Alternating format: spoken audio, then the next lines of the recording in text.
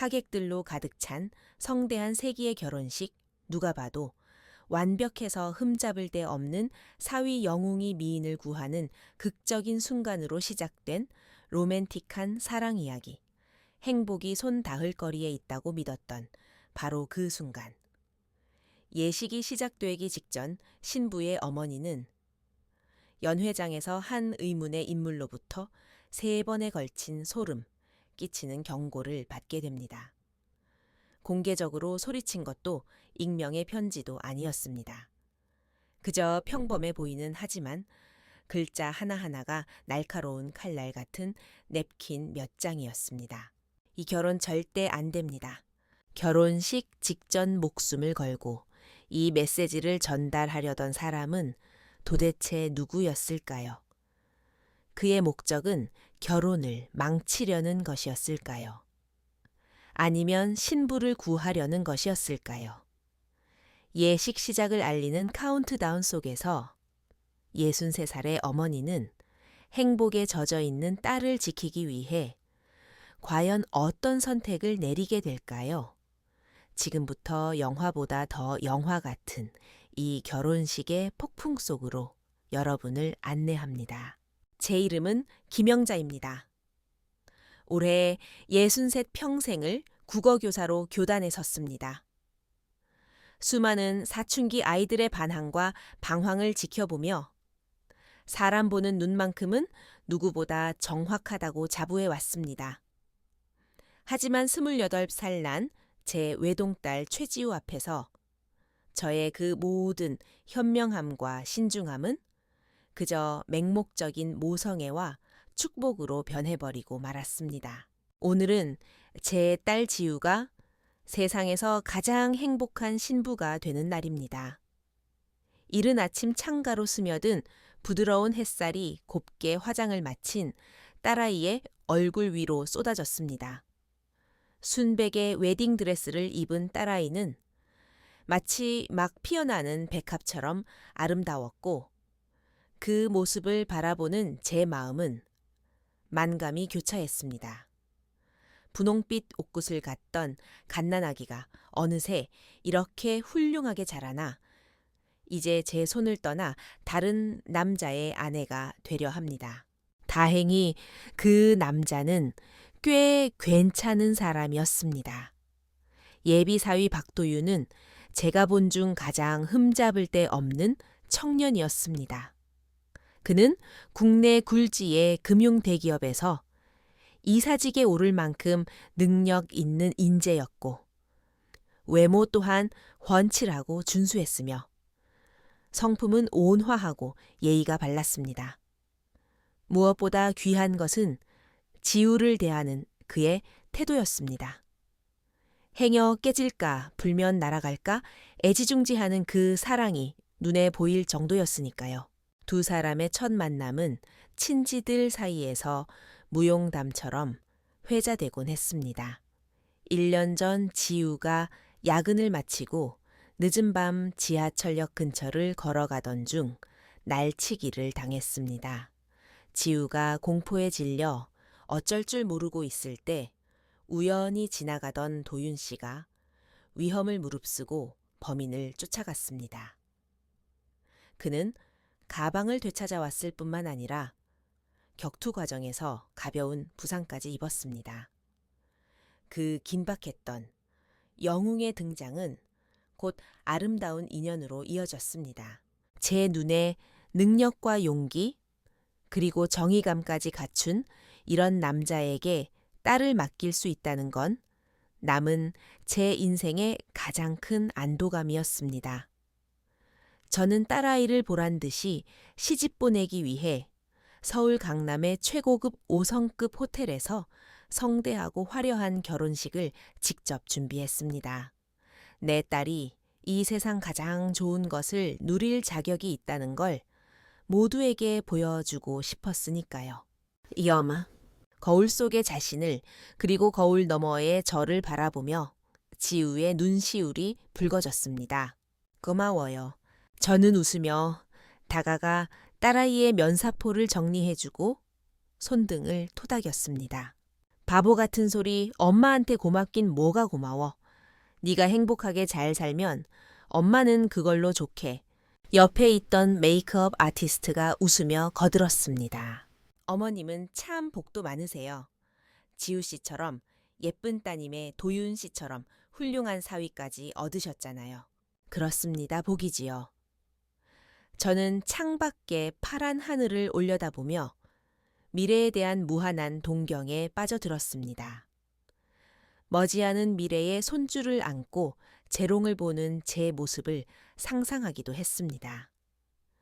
그때의 저는 그 완벽에 가까운 행복이라는 허상에 젖어 지옥에서 온 경고가 조용히 다가오고 있다는 사실을 전혀 눈치채지 못했습니다. 결혼식의 모든 세세한 부분까지 완벽하게 확인하기 위해 저는 예정된 시간보다 1시간이나 일찍 호텔에 도착했습니다. 연회장은 화려하게 꾸며져 있었습니다. 거대한 크리스털 샹들리에가 찬란하고 따스한 빛을 쏟아내고 있었고 모든 테이블 위에는 싱싱한 향수 백합이 놓여 있어 공기 중에는 은은한 행복의 향기가 감돌았습니다. 저는 만족스럽게 고개를 끄덕였습니다. 호텔 직원들은 마지막 준비에 한창이었습니다. 그들은 홀 사이를 분주히 오가며 일사불란하게 움직이고 있었죠. 저는 좌석 배치가 적절한지 확인하기 위해 주빈석 메인 테이블으로 발걸음을 옮겼습니다. 바로 그때였습니다. 앳된 얼굴에 겁먹은 표정을 한 젊은 여직원 하나가 깨끗한 냅킨 접시를 들고 주빈석에 놓으려 다가왔습니다. 너무 긴장했던 탓일까요? 저와 스쳐 지나가던 순간 그녀는 발을 헛디뎠고 손에 들고 있던 냅킨들이 바닥으로 와르르 쏟아지고 말았습니다. 죄송합니다. 그녀는 사색이 되어 급히 몸을 굽혀 허둥지둥 냅킨을 줍기 시작했습니다. 괜찮아요. 천천히 해요. 서두를 것 없어요. 저는 웃으며 허리를 굽혀 그녀를 도와주려 했습니다. 제가 가장 가까이 있는 냅킨 한 장을 집어들었을 때 그녀도 마침 나머지 냅킨들을 다 주워 담은 상태였습니다. 그녀는 고개를 들어 제가 건넨 냅킨을 받아들며 감사의 눈짓을 보냈습니다. 그리고 그녀가 몸을 돌려 떠나려던 찰나였습니다. 그녀는 제가 미처 반응하기도 전에 믿을 수 없을 만큼 빠른 속도로 방금 주웠던 냅킨 중 한 장을 제 손바닥 안에 슬며시 하지만 강하게 쥐어주었습니다. 그녀의 손끝은 얼음장처럼 차갑고 떨리고 있었습니다. 저는 멍하니 서 있었습니다.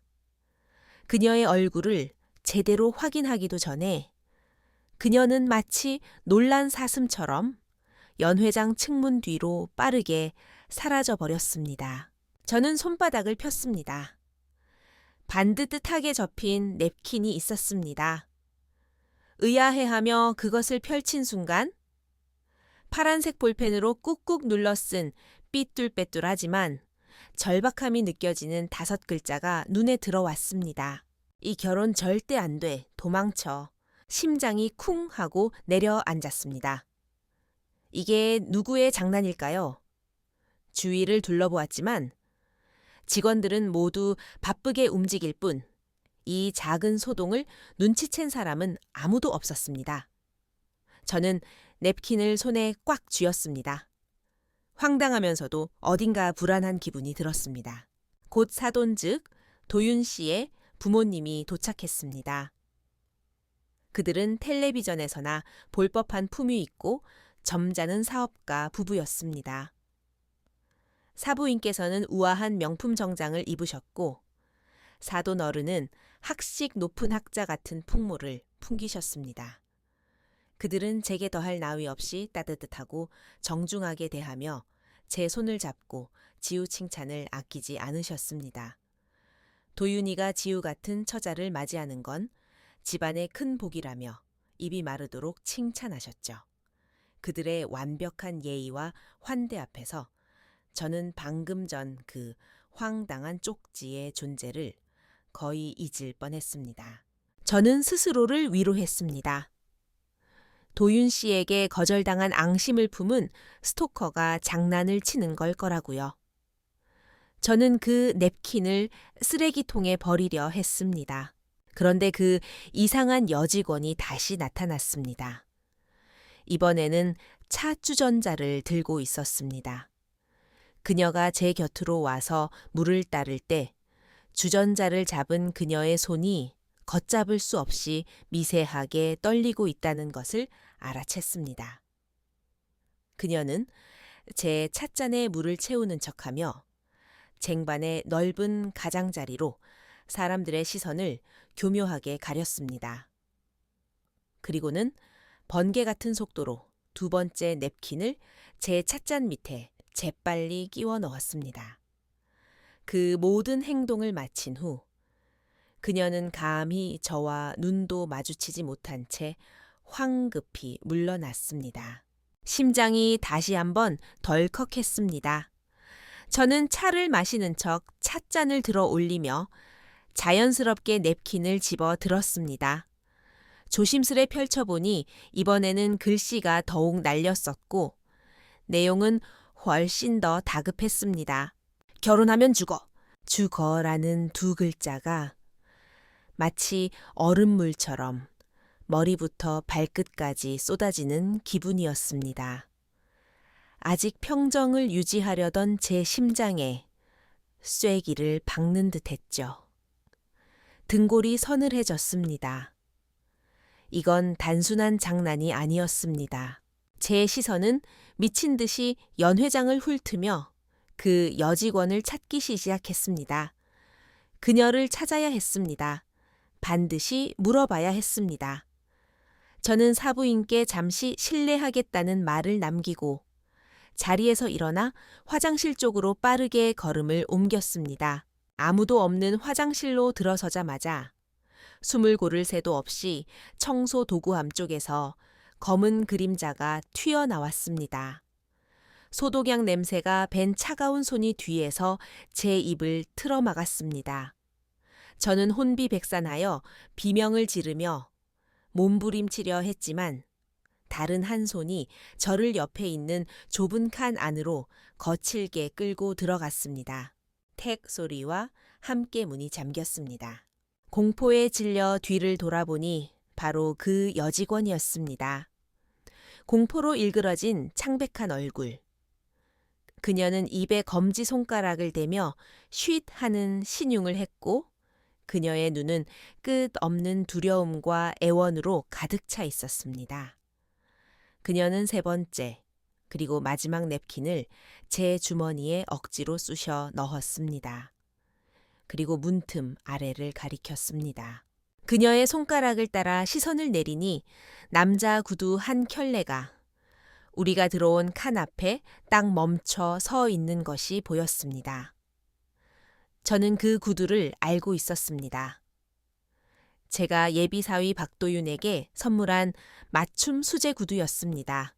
칸 안에는 죽음 같은 정적이 흘렀습니다. 터질 듯 쿵쿵거리는 우리 두 사람의 심장 소리가 들릴 것만 같았습니다. 얼마나 지났을까요? 구두 발자국 소리가 멀어지고 나서야 그녀는 제 입을 막고 있던 손을 떼어냈습니다. 저는 차가운 칸막이 벽에 기대어 거친 숨을 몰아쉬었습니다. 떨리는 손으로 주머니에서 세 번째 쪽지를 꺼냈습니다. 단 6글자였지만 지옥에서 온 혈서처럼 느껴져 온몸의 피가 얼어붙는 것 같았습니다. 날 믿어요. 난 한 번 죽었어요. 좁은 화장실 칸안은 숨이 막힐 듯 했습니다. 싸구려 방향제의 냄새와 극도의 공포로 인해 흐르는 식은땀 냄새가 뒤섞여 코를 찔렀습니다. 머릿속이 엉망진창이 되었습니다. 한변 죽었다니. 이 말이 저주처럼 귓가에 맴돌았습니다. 저는 눈을 크게 뜨고 온몸을 꽁꽁 싸맨 이 낯선 젊은 여자를 바라보았습니다. 수많은 물음표가 터져 나왔습니다. 당신 대체 누구예요? 저는 목소리를 낮춰 떨리는 음성으로 물었습니다. 이게 다 무슨 소리예요, 도윤이가. 도윤이가 대체. 제 말이 차에 끝나기도 전에 그녀는 저를 바라보며 그저 깊은 고통과 슬픔이 담긴 눈빛을 보낼 뿐이었습니다. 그녀는 자신의 목을 가리키더니 힘껏 고개를 저었습니다. 그 순간 가슴이 철렁 내려앉았습니다. 그녀는 말하기 싫은 게 아니라 말을 할 수 없는 것이었습니다. 성대에 문제가 생긴 겁니다. 불안감은 극도에 달했습니다. 말도 못하는 젊은 여자가 목숨을 건 방식으로 이토록 끔찍한 경고를 보내오다니. 이 뒤에는 도대체 얼마나 깊고 어두운 진실이 숨겨져 있는 걸까요?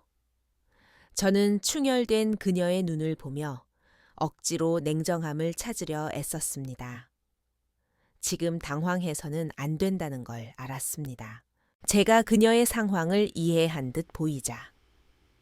그녀는 헐렁한 유니폼 주머니에서 낡고 액정이 깨진 휴대폰 하나를 꺼냈습니다. 떨리는 손으로 잠금을 풀고 사진첩을 열어 제게 화면을 보여주었습니다.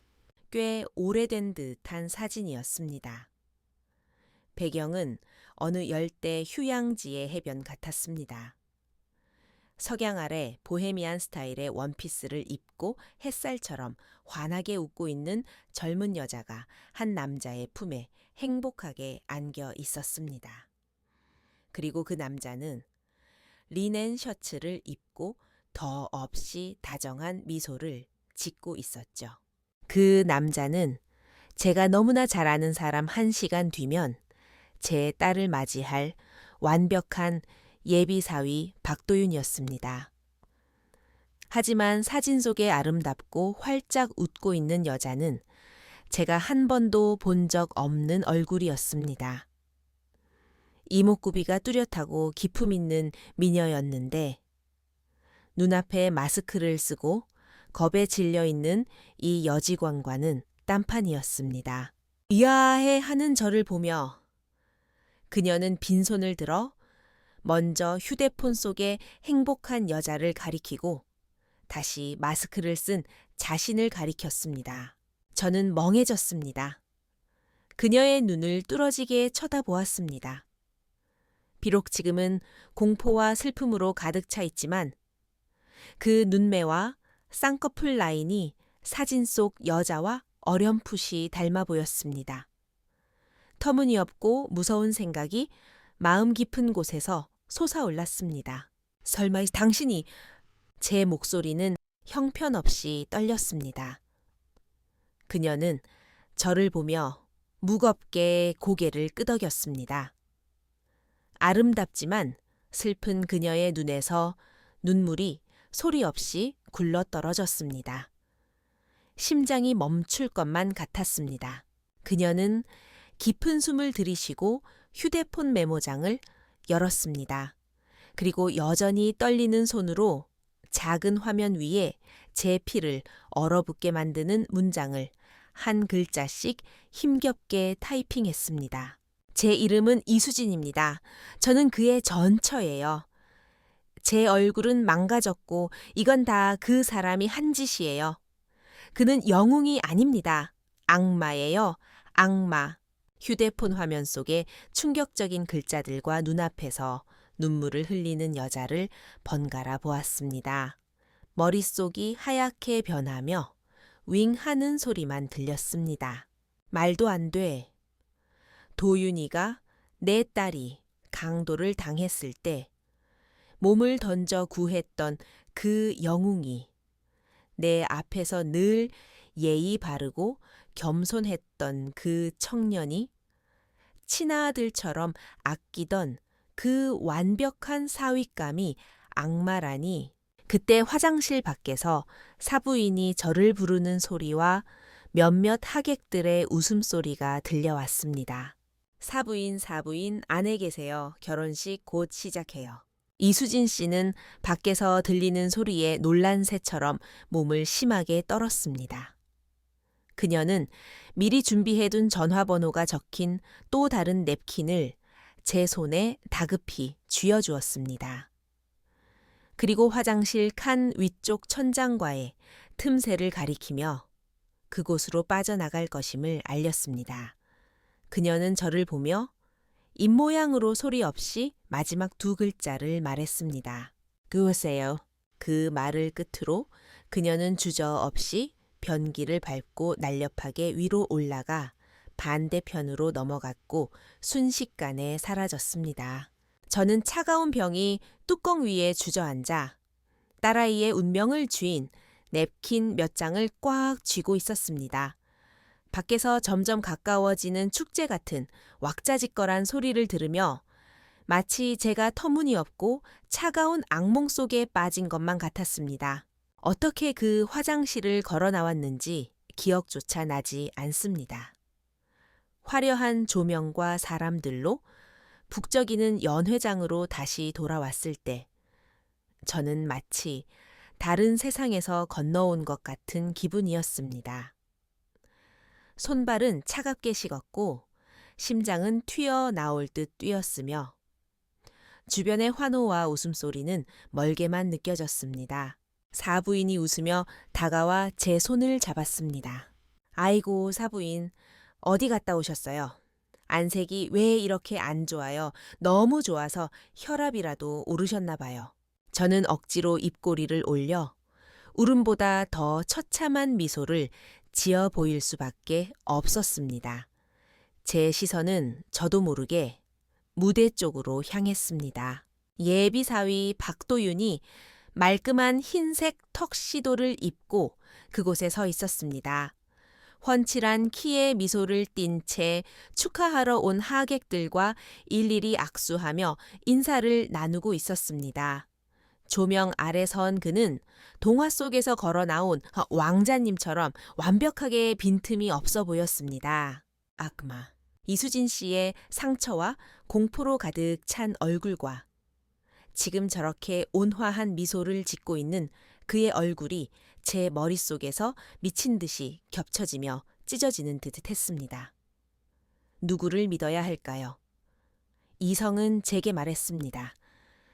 이 모든 게 너무 기이하고 터무니없다고. 어쩌면 그 여자가 정말 정신에 문제가 있는 미친 사람일 수도 있다고. 하지만 그녀의 절망과 애원이 담긴 눈빛목을 가리킬 때의 그 소리 없는 고통, 그리고 마지막 입모양으로 말했던 구하세요라는 말. 이 모든 것이 무시하기엔 너무나 생생했습니다. 사회자가 무대 위로 올라와 그 매력적인 목소리로 리허설을 시작했습니다.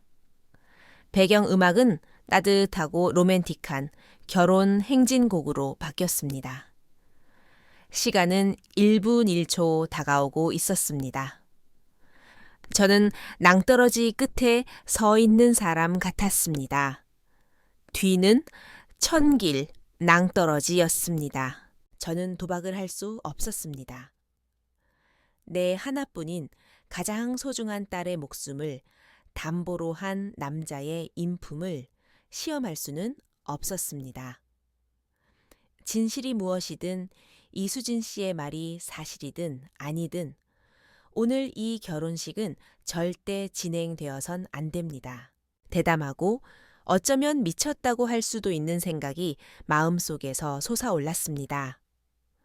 저는 깊게 숨을 들이쉬고 연회장을 조용히 빠져나가 연회장 총괄 통제실 컨트롤룸을 향해 빠르게 걸어갔습니다. 호텔 총괄 매니저는 강씨성을 가진 40대 초반의 빈틈없고 유능해 보이는 커리어 우먼이었습니다. 제가 문을 열고 심각한 표정으로 나타나자 그녀는 당황한 기색이 역력했습니다. 김 여사님, 그녀가 놀라며 물었습니다. 식이 곧 시작될 텐데 무슨 일이세요? 저는 인사치레를 할 시간이 없었습니다. 예의를 차릴 겨를도 없이 다가가 그녀의 손을 덥석 잡았습니다. 공포로 차갑고 다급함에 떨리는 제 손이었습니다. 갱 매니저님, 저는 그녀를 바라보았고 눈시울이 순식간에 붉어졌습니다. 오늘 결혼식 못합니다. 강 매니저는 갑작스러운 제 행동에 영문을 모르겠다는 표정이었습니다. 여사님, 그게 무슨 말씀이세요? 하객들도 다 오셨는데요. 알아요. 제가 말을 끊었습니다. 목소리에는 울음기가 섞여 있었습니다. 모든 위약금, 모든 손해배상, 제가 다 책임지겠습니다. 제발 부탁 하나만 들어주세요. 여사님, 일단 진정하세요. 무슨 일인데요? 그녀가 저를 달래려 했습니다. 진정할 시간이 없어요. 저는 평생 한 번도 보여준 적 없는 절망과 간절함이 담긴 눈으로 그녀를 바라보았습니다. 내 딸과 결혼할 그 남자, 그 사람이 악마일지도 몰라요. 악마라는 단어가 평생 체면을 중시해온 63살 퇴직교사의 입에서 나오자 너무나 황당하면서도 거역할 수 없는 무게감으로 다가왔을 겁니다. 강 매니저의 눈빛이 변했습니다. 그녀는 더 이상 저를 그저 떼쓰는 진상 고객으로 보지 않았습니다. 제 눈 속에서 어머니의 가장 진실한 공포를 읽은 것입니다. 제 목소리는 무력감에 잠겨 쉬어 있었습니다. 증거를 찾을 시간이 없어요. 하지만 알아요.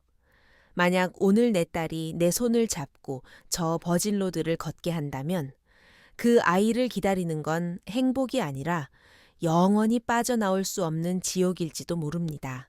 강 매니저님, 저는 그녀의 손을 꽉 잡았습니다. 손톱이 살을 파고들 정도였습니다. 당신도 어머니잖아요. 제발 저 좀 한 번만 도와주세요. 저는 제 계획을 빠르게 그녀에게 털어놓았습니다. 잠시 후 예식이 시작되면 연회장 전체 전력을 차단해 주세요. 그리고 안내 방송으로 호텔 전력 시스템에 심각한 고장이 생겨 당장 복구할 수 없다고 해주세요. 제발요. 눈물이 툭 터지듯 쏟아졌습니다. 이건 사람 목숨을 구하는 일이에요. 강 매니저는 저를 공포와 결단으로 무너져 내릴 듯한 제 얼굴을 한참 동안 바라보았습니다. 이것이 그녀의 커리어를 건 모험이라는 것을 저도 알고 있었습니다. 마침내 그녀는 깊은 한숨을 내쉬더니 제 손에서 자신의 손을 부드럽게 빼냈습니다. 그리고는 반대로 그녀의 따뜻하고 단단한 손으로 제 손을 꼭 잡아주었습니다. 여사님 알겠습니다. 가보세요. 따님 곁으로 가세요. 저는 신부 대기실로 급히 돌아왔습니다. 딸 지우가 저를 보며 세상에서 가장 행복한 미소를 지었습니다. 엄마 어디 갔다 왔어? 한참 찾았잖아. 저는 웃으며 딸의 면사포를 다시 정리해주고 감정을 숨겼습니다. 응 매니저한테 몇 가지 당부 좀 하느라고. 가자 우리 딸. 하객들 기다리시겠다. 사회자의 활기찬 목소리가 스피커를 통해 연회장 구석구석 울려 퍼지고 있었습니다. 자, 이제 오늘의 가장 아름다운 신부 최지우 양이 존경하는 어머니 김영자 여사님의 손을 잡고 신성한 전당으로 입장하겠습니다. 뜨거운 박수로 맞아주십시오. 음악이 절정에 달했습니다. 저는 딸의 팔짱을 끼고 서서히 열리는 하얀 카펫이 깔린 거대한 문 앞에 섰습니다. 모든 조명, 모든 시선이 우리에게 집중되었습니다. 저는 제 딸을 바라보았습니다. 진짜 공주님처럼 행복해 보였습니다. 하지만 저는 그녀를 달콤한 꿈에서 잔인하게 깨워야 할 마녀가 된 기분이었습니다.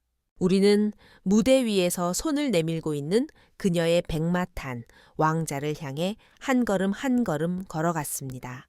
우리가 버진로드 한가운데 그 악마와의 거리가 불과 몇 발자국 남았을 때였습니다.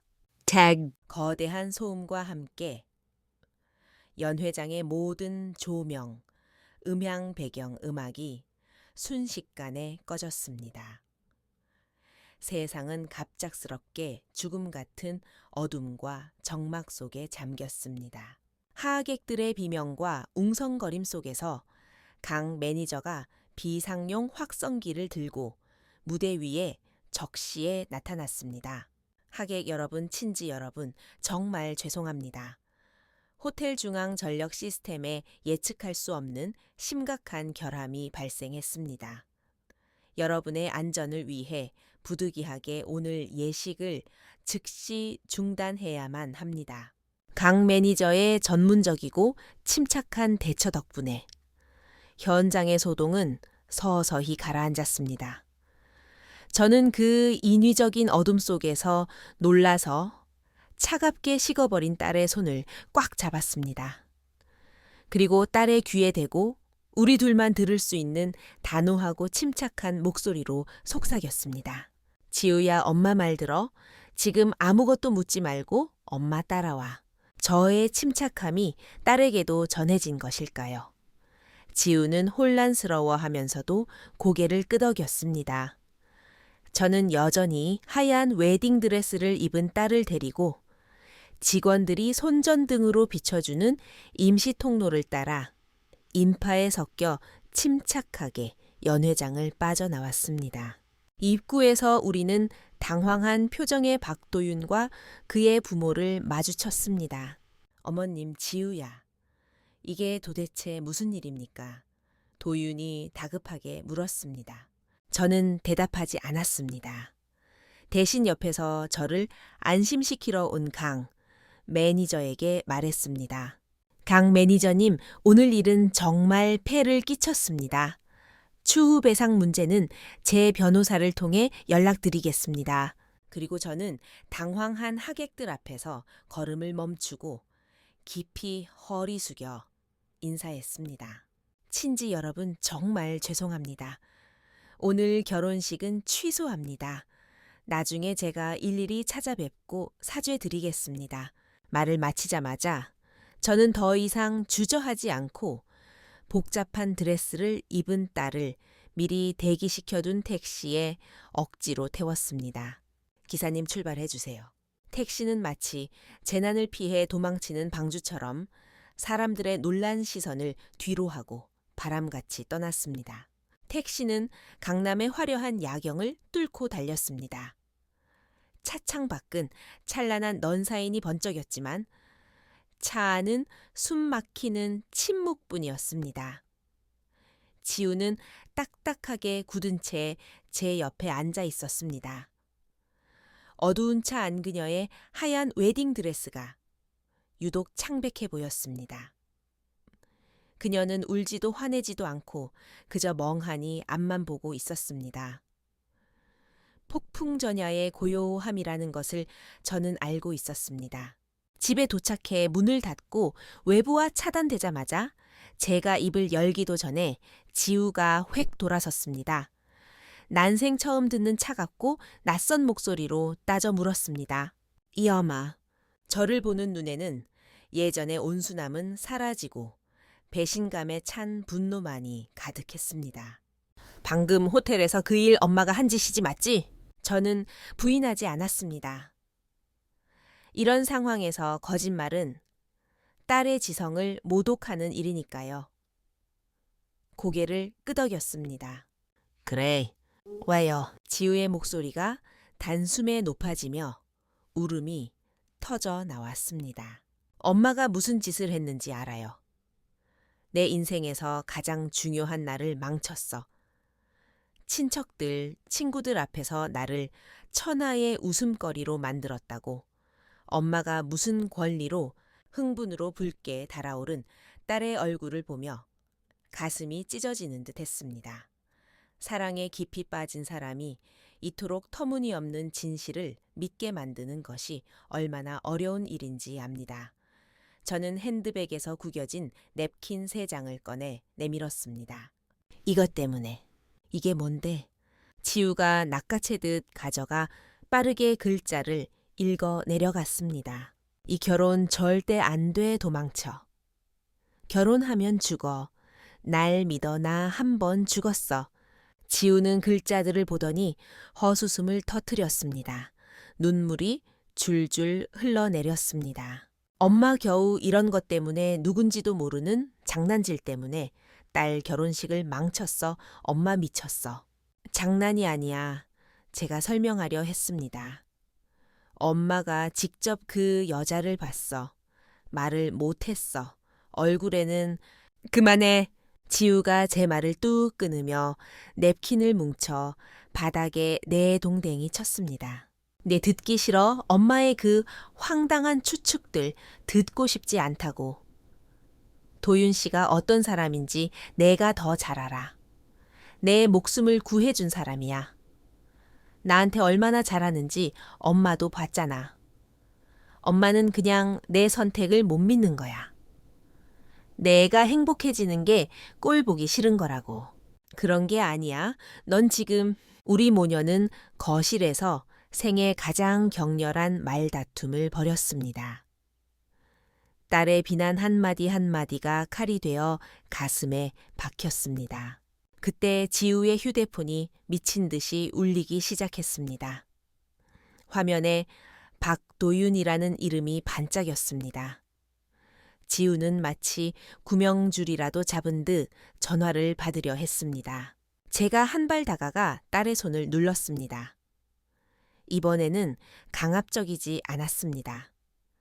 제 눈빛에는 더 이상 논쟁하려는 기색이 없었습니다. 그저 뼈를 깎는 듯한 피로와 슬픔만이 남아 있었죠. 세지우야. 제 목소리가 부드러워졌습니다. 저 자신도 모르게 애원하고 있었습니다. 엄마가 부탁 하나만 하자. 응! 딸은 멈칫했습니다. 아마 제가 이렇게 약한 모습을 보인 건 처음이었을 겁니다. 저는 눈시울이 붉어진 차에 딸을 보았습니다. 네가 지금 엄마 못 믿는 거 알아. 엄마가 노망나서 억지 부린다고 생각하겠지? 괜찮아. 엄마가 다 감수할게. 딱 하나만 부탁하자. 저는 딸의 차가운 손을 잡고 속삭였습니다. 일단 도윤이한테 오늘 일 엄마가 꾸민 거라고 말하지 마. 그냥 너도 너무 혼란스럽고 당황스러워서 시간이 좀 필요하다고 해. 응, 우리 모녀한테 딱 하루만 딱 24시간만 줘. 숨 쉴 틈을 줘. 엄마가 진실을 밝혀서 네 앞에 가져올게. 만약에 저는 깊은 숨을 들이쉬고 딸의 눈을 똑바로 보며 또박또박 말했습니다. 이 모든 게 정말 엄마가 늙어서 착각한 거고 엄청난 오해였다면 그때는 엄마가 직접 도윤이네 집 찾아가서 그 부모님 앞에 무릎 꿇고 빌게. 엄마, 이 늙은 얼굴 다 깎여도 좋으니까 네 행복 다시 빌어서라도 찾아올게. 제 진심이 마침내 딸의 마음속 가장 여린 부분을 건드렸습니다. 분노가 서서히 눈물과 흔들림으로 바뀌었습니다. 딸은 피로와 간절함이 가득한 제 얼굴을 바라보다가 천천히 전화기를 들려던 손을 내려놓았습니다. 아무 말도 하지 않았습니다. 그저 정적 속에서 끈질기게 울리는 휴대폰 벨소리를 묵묵히 내버려 두었습니다. 소리가 완전히 멈출 때까지 저는 알았습니다. 우리에게 가장 소중한 시간을 벌었다는 것을요. 그날 밤 우리 모녀는 한 지붕 아래 있었지만 뜬 눈으로 밤을 지새웠습니다. 딸은 방문을 잠그고 흐느껴 울었고 저는 거실 소파에 앉아 도와달라는 번호가 적힌 냅킨을 꽉 쥐고 있었습니다. 손바닥은 땀으로 흥건했습니다. 저는 휴대폰을 꺼내 냅킨의 번호로 문자를 보냈습니다. 너무 많이 노출할 수 없어. 신분과 의도만 간단히 적었습니다. 안녕하세요. 오늘 결혼식 신부 엄마입니다. 만나야겠습니다. 답장 주세요. 문자는 보냈지만 돌을 바다에 던진 듯 아무런 반응이 없었습니다. 시간이 1분 1초 흘러갔습니다. 거실의 낡은 시계가 똑딱일 때마다 제 팽팽한 신경을 두드리는 것 같았습니다. 휴대폰 화면을 계속 새로 고침했지만 여전히 묵묵부답이었습니다. 그 여자는 치명적인 경고만 남기고 사라진 걸까요? 초조함은 실망으로 날이 밝아올 무렵엔 거의 절망으로 바뀌었습니다. 안 돼. 이대로 포기할 순 없어. 저는 창밖에 동이 터오는 하늘을 보며 마지막 시도를 했습니다. 통화 버튼을 눌렀습니다. 신호음이 아주 오랫동안 울렸습니다. 끊으려던 찰나 드디어 연결되었습니다. 수화기 너머에서 들려온 것은 낮고 쉰 남자의 목소리였습니다. 여보세요? 심장이 바닥으로 쿵 떨어졌습니다. 끝이다. 남자라니. 이 모든 게 사기였나? 여보세요 말 안 하면 끊습니다. 상대의 목소리에 짜증이 섞여 있었습니다. 자, 잠시만요. 저는 다급하게 입을 열었습니다. 밤새 한숨도 못 자 목소리가 갈라졌습니다. 저 아가씨 한 분을 찾습니다. 어제 호텔에서 일했던 직원분이요. 전화기 너머는 몇 초간 침묵이 흘렀습니다. 갑자기 경계심 가득한 말투로 변했습니다. 당신 누구야? 그 애는 왜 찾아? 저는 어제 결혼식 신부 엄마예요. 저는 거의 애원하다시피 했습니다. 정말 중요한 일로 꼭 만나야 합니다. 제발 그분과 이야기하게 해주세요. 또다시 긴 침묵. 수화기 너머 남자의 거친 숨소리가 들릴 정도였습니다. 그는 전화를 끊지 않았지만 말도 하지 않았습니다. 제 의도를 가늠하는 듯 했습니다. 더 이상 주저할 수 없었습니다. 저는 제 모든 진심과 결의를 보여줘야 했습니다. 제 사위 될 사람 이름은 박도윤입니다. 어제 그 아가씨가 그 사람을 악마라고 했어요. 저는 제 딸을 구하고 싶습니다. 제발요. 저 좀 도와주세요. 제 딸 좀 살려주세요. 그가 전화를 끊으려나 싶던 순간 마침내 그가 천천히 입을 열었습니다. 목소리에는 뼈에 사무친 피로와 세상 풍파가 묻어 있었습니다. 나는 그 애 오빠입니다. 주소 보낼 테니 거기로 오쇼. 기다리겠습니다. 남자는 기다리겠다는 말만 남기고 전화를 끊었습니다. 잠시 후 제 휴대폰으로 주소가 찍힌 문자가 왔습니다. 경기도 외곽 한 번도 들어본 적 없는 낯선 동네였습니다. 저는 지우의 방문을 두드렸습니다. 지우야 나와. 엄마랑 어디 좀 가자. 제 목소리는 차분했지만 단호했습니다. 문이 열리고 눈이 퉁퉁 붓고 지친 기색이 역력한 지우가 나왔습니다. 여마나 아무 데도 안 가고 싶어. 가야 해. 저는 한 글자 한 글자 힘주어 말했습니다. 네 모든 의문에 답해줄 사람을 만나러 가는 거야. 반대할 틈도 주지 않았습니다. 우리는 택시를 불러 그 주소를 찾아갔습니다. 좁고 지저분한 골목길에 숨겨진 허름한 낡은 빌라였습니다. 잊혀진 구석 같은 곳이었죠. 문을 열어준 사람은 30대 중반으로 보이는 남자였습니다. 눈가는 푹 꺼지고 지쳐 보였지만 눈빛만은 날카로웠습니다. 제 뒤에 지우를 보더니 잠시 멈칫했지만 몸을 비켜 우리를 들어오게 했습니다. 집안은 초라했지만 이상 하리만치 깨끗하게 정돈되어 있었습니다. 거실 소파에는 앙상한 체구의 한 여자가 앉아 있었습니다. 어제 그 여직원이었습니다. 그녀는 우리를 특히 지우를 보자 몸을 크게 떨었습니다. 눈빛에 공포 동정 그리고 깊은 슬픔이 스쳐 지나갔습니다. 지우도 멍하니 서 있었습니다. 마스크를 쓴 낯선 여자와 저를 번갈아 보며 혼란스러워 했습니다. 저는 말없이 앉으라는 신호를 보냈습니다. 남자가 물 2잔을 내오더니 제 딸에게 말했습니다. 초해지우 씨라고 했죠. 지금 궁금한 게 많을 겁니다. 일단 이거부터 보시죠. 그는 테이블 위에 낡은 휴대폰을 집어들어 사진 한 장을 보여주었습니다. 지우가 너무나 잘 아는 사진 박도윤과 바닷가에서 찍은 가장 다정한 약혼 사진이었습니다. 그리고 남자는 다른 사진을 넘겼습니다. 같은 열대 휴양지 배경 석양 아래 보헤미안 드레스를 입고 박도윤의 품에 안겨 환하게 웃는 젊은 여자. 이목구비가 뚜렷하고 아름다운 미녀. 지우는 그 여자의 얼굴을 자세히 보다 벼락을 맞은 듯 굳어버렸습니다. 그 여자의 눈매와 분위기가 자신과 70, 80%는 닮아 있었기 때문입니다. 이 사람 누구예요? 지우의 목소리가 떨리기 시작했습니다. 소파에 앉아있던 여자가 천천히 손을 뻗어 마스크를 벗었습니다. 마스크 아래 드러난 것은 처참하게 망가진 얼굴이었습니다.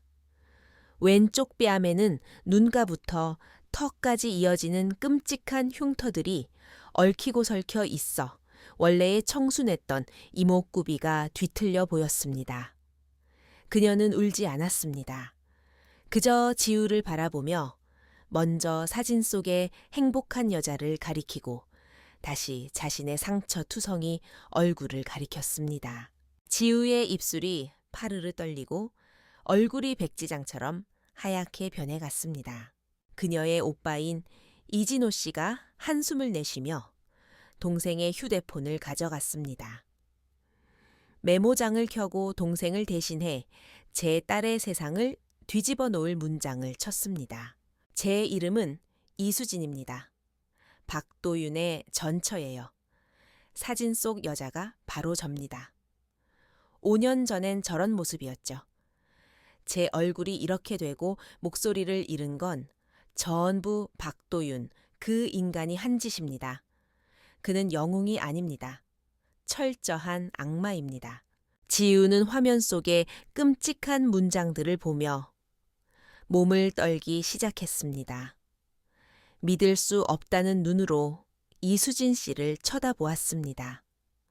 수진 씨는 지우를 응시하며 피눈물 나는 과거를 계속 타이핑했습니다. 그녀는 박도윤과 대학 동기였다고 했습니다.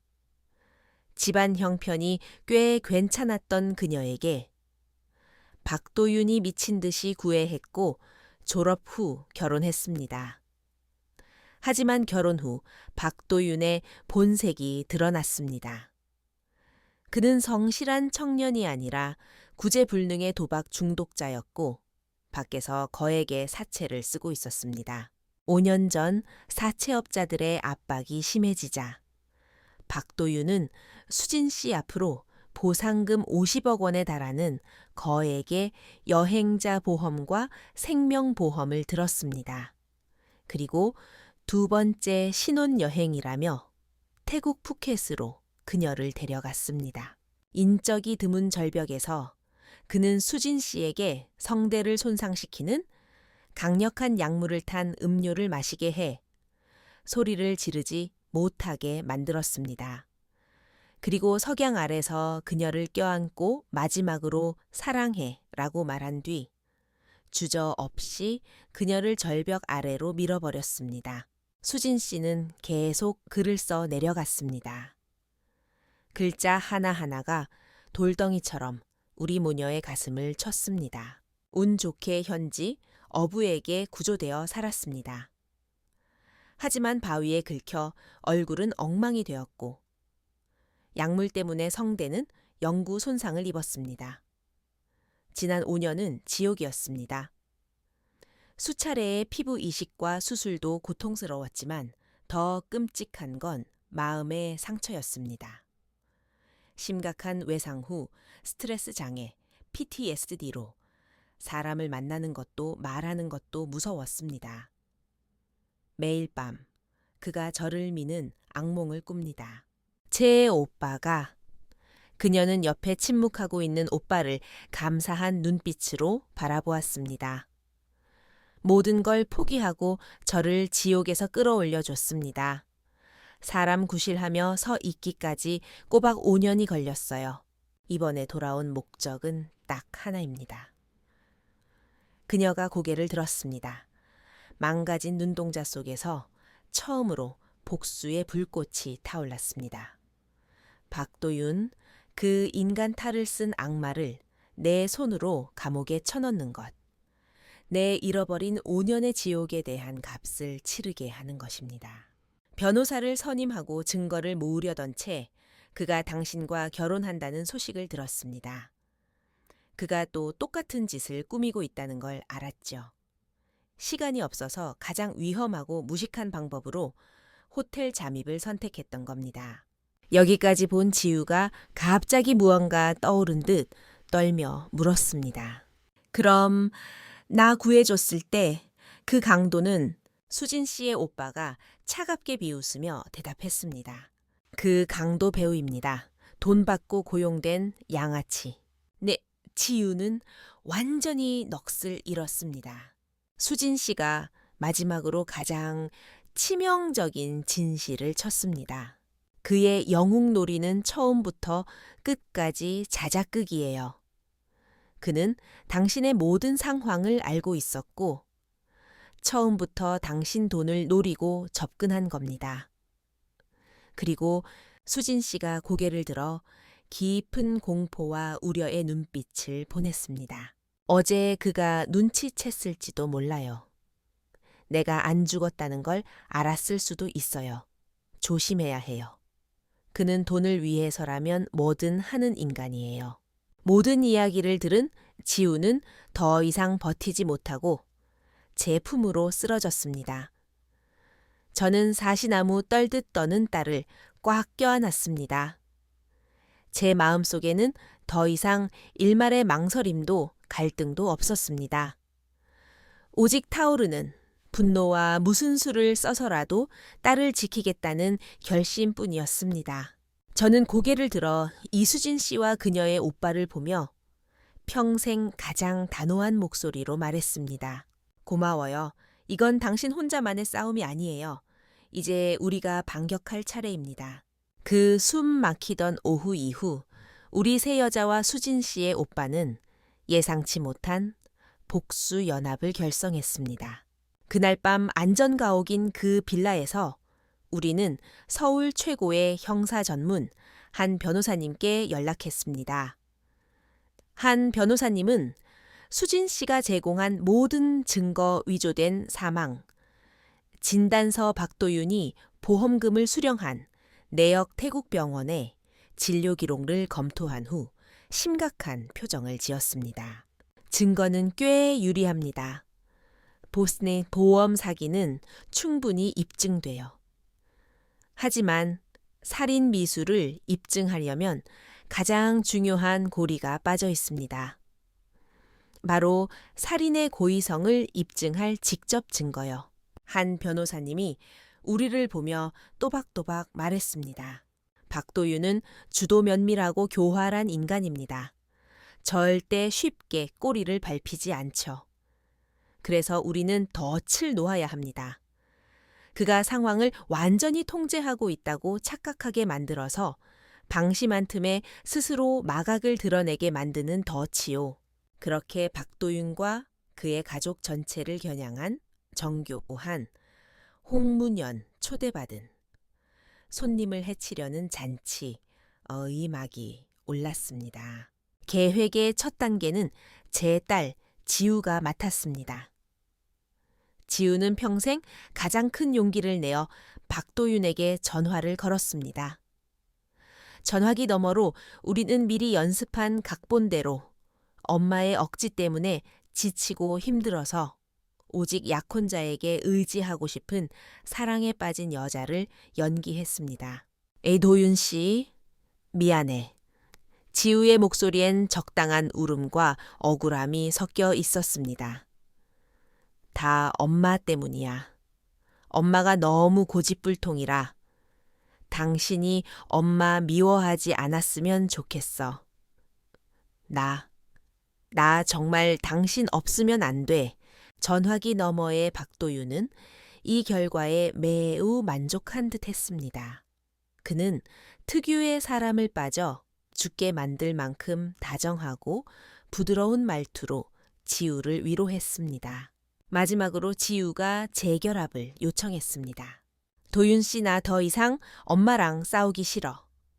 내일 저녁에 당신 부모님 모시고 우리 두 가족 같이 식사하면 안 될까 지난번 그 한정식집 룸에서. 내가 모두가 보는 앞에서 엄마한테 확실하게 말할게. 나 당신 아니면 결혼 안 한다고. 지난번 망친 결혼식에 대한 사죄의 의미도 있고. 박도윤은 주저없이 승낙했습니다. 그는 자신의 치명적인 매력으로 다시 한번 상황을 완벽하게 장악했다고 믿었을 겁니다. 그는 자신이 향하는 곳이 화해의 만찬이 아니라 5년을 기다려온 최후의 심판대라는 것을 꿈에도 몰랐겠죠. 다음 날 저녁 고급 한정식 집의 수선화 룸에는 경찰이 미리 촘촘한 그물망을 쳐놓았습니다. 숨겨진 몰래카메라와 고성능 녹음 장비가 완비되었습니다. 저와 지우가 먼저 도착했고 곧이어 박도윤이 부모님을 모시고 들어왔습니다. 그들 가족의 얼굴에는 승리자 특유의 관대하고 여유로운 미소가 걸려 있었습니다. 사부인 박도윤의 어머니가 제 손을 잡으며 가식적인 목소리로 말했습니다. 아이고, 애들이 다 그렇죠, 뭐. 한때 철없는 거 아니겠어요. 지우가 마음 돌렸다니 다행이에요. 이제 다 한 식구인데 앙금 털어버립시다.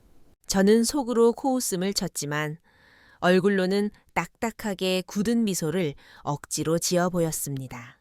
술이 몇 순배 돌고 분위기가 무르익자 박도윤은 때가 됐다고 느꼈는지 연기를 시작했습니다. 그가 자리에서 일어나 술잔을 들고 장모님께 감사하다는 거칠의 말을 하려던 찰나였습니다. 누르륵. 룸의 문이 밖에서 천천히 열렸습니다. 들어온 것은 다음 요리가 아니었습니다. 휠체어 한 대였습니다. 휠체어에는 챙이 넓은 모재 선글라스 마스크로 온몸을 꽁꽁 싸맨 사람이 타고 있었습니다. 박도윤과 그 부모의 안색이 순식간에 변했습니다. 휠체어를 밀고 들어온 건 수진 씨의 오빠였습니다. 그는 테이블로 다가가 서류 봉투 하나를 회전 테이블 위에 가볍게 올려놓았습니다. 민사소송장입니다. 원고 이수진 피고 박도윤. 청구 취지는 혼인 기간 중 악의적으로 횡령한 재산 반환 청구. 박 선생님 그리고 사모님, 수진 씨 오빠의 목소리는 얼음장 같았습니다. 제 동생 안 죽었습니다. 돌아왔어요. 자기 거 찾으러. 무슨 개소리야.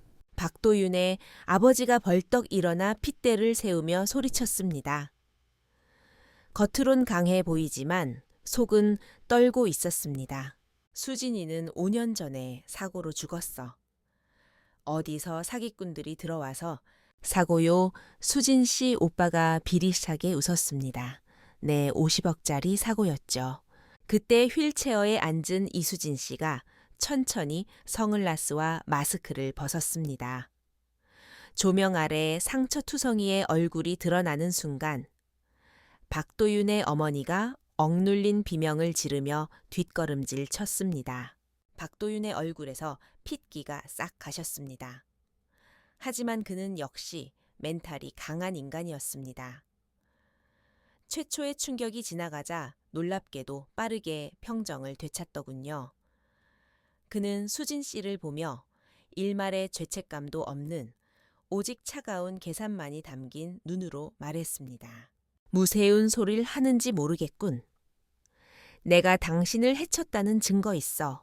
그는 끝까지 잡아떼면 수진 씨의 일방적인 주장만으로 유죄를 입증하기 어렵다는 걸 알고 있었습니다. 이것이 우리 계획의 핵심이었습니다. 수진 씨는 대꾸하지 않았습니다. 오빠에게 신호를 보내 태블릿 PC를 테이블 위에 올려놓게 했습니다. 영상이 재생되었습니다. 엄청난 증거 영상은 아니었습니다. 수진 씨가 지난 5년간 태국과 한국의 병원에서 끔찍한 피부 이식 수술과 재활 치료를 받는 기록이었습니다. 미라처럼 붕대를 감은 모습, 고통에 몸부림치며 소리 없는 비명을 지르는 모습, 거울 속 망가진 얼굴을 보며 절망하는 눈빛. 어떤 말보다 강력한 영상이었습니다. 박도윤은 영상을 보며 표정이 점점 굳어졌지만 여전히 버티고 있었습니다. 영상이 끝나자 수진 씨 오빠가 두 번째 물건을 꺼냈습니다. 태국에서 한국으로 보내진 누렇게 바랜 엽서 한 장이었습니다. 그는 엽서를 박도윤의 아버지 앞으로 밀었습니다. 박 선생님, 이건 아시겠죠? 박도윤의 아버지가 엽서를 보자 동공이 심하게 흔들렸습니다.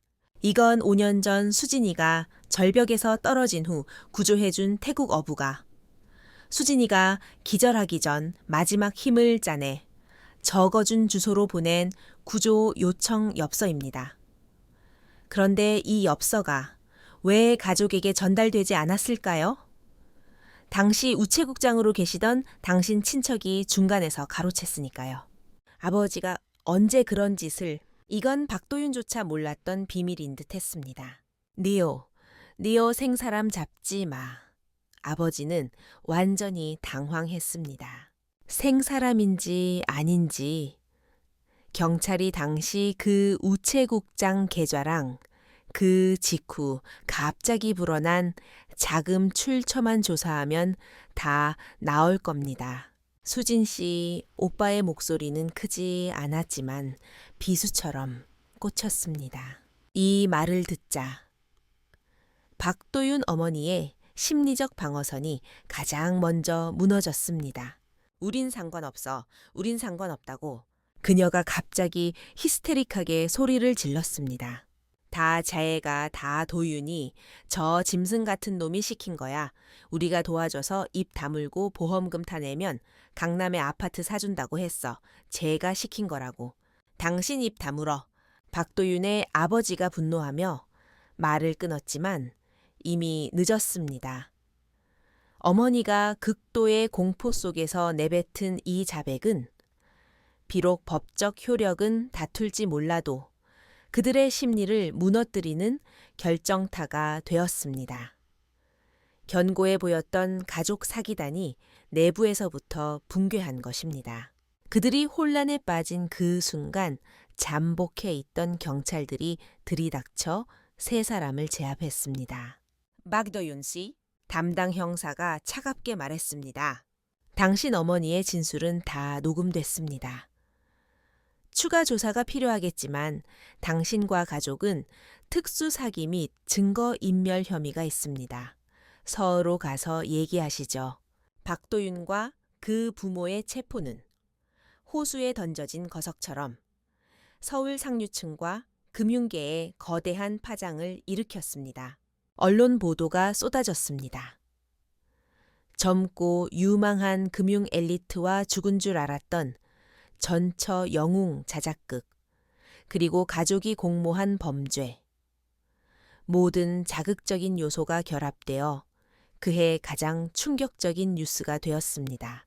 법정에서 수진 씨 오빠가 제시한 그 가로채진 엽서를 단서로 경찰은 박도윤 아버지가 직권을 남용해 우체국 지인을 매수하고 증거를 인멸한 사실을 밝혀냈습니다. 혼비백산한 어머니는 감형을 받기 위해 아들의 계획과 자신들의 공모 사실을 낱낱이 불었습니다.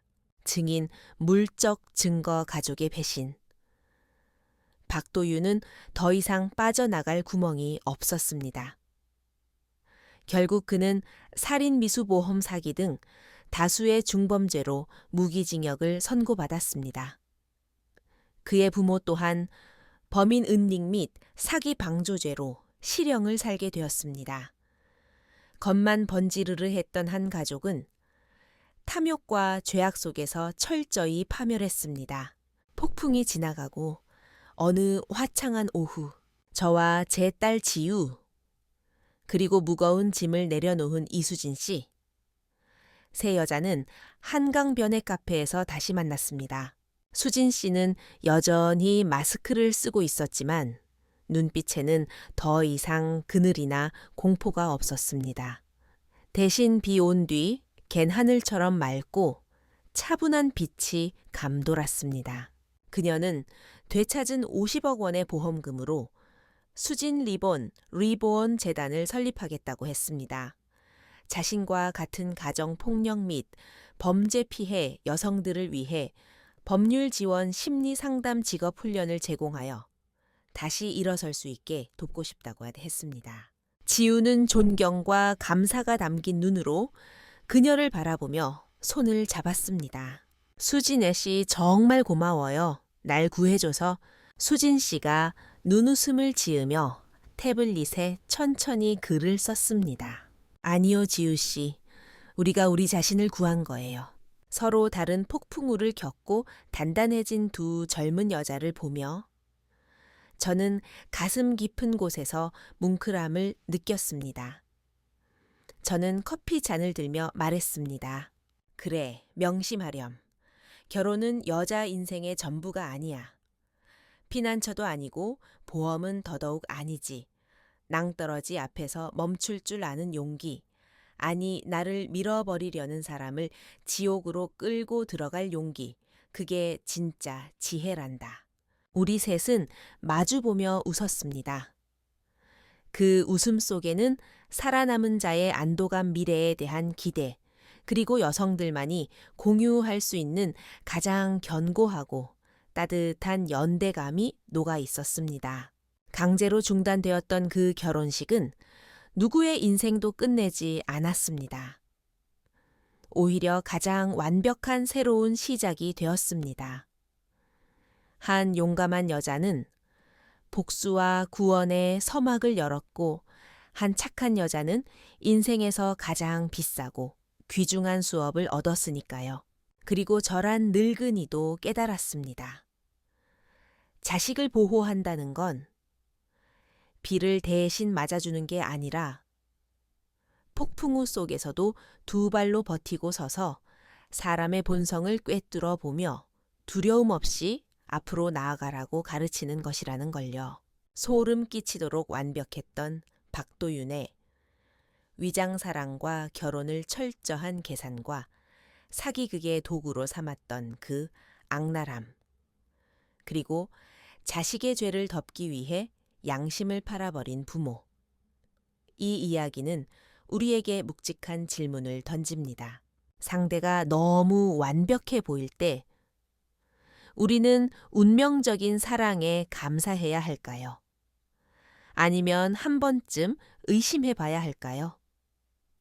어머니의 직감으로 딸을 구해낸 김영자 여사의 선택. 여러분은 어떻게 보셨나요?